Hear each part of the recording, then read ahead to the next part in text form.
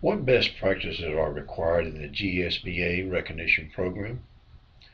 Governance teams, which are board members and superintendents, can increase governance effectiveness, especially in their school district.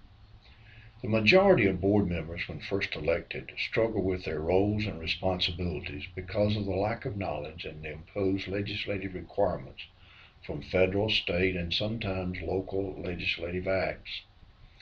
Developing a working relationship with fellow board members, the superintendent, and staff, while still maintaining community responsibilities, can become a challenge. As board members grow and mature in leadership and skills, with knowledge, they desire to become more effective in their governing decision-making skills to create a positive learning culture for students.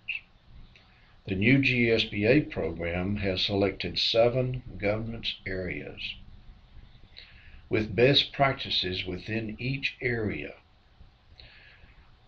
to assist the board in creating this positive learning culture for students.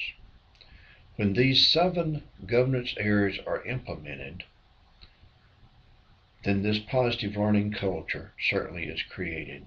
The ability of the governance team to govern using qualified best practices receives the GSBA recognition seal of approval. What are these 7 governance areas? Strategic planning is at the heart.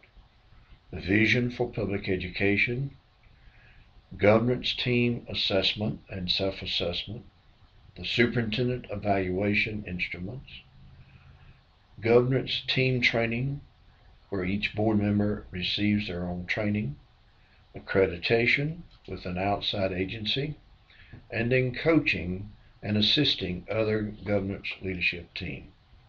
Each one of these 7 areas will be discussed individually, and through this discussion, you can see how governing effectiveness can be improved.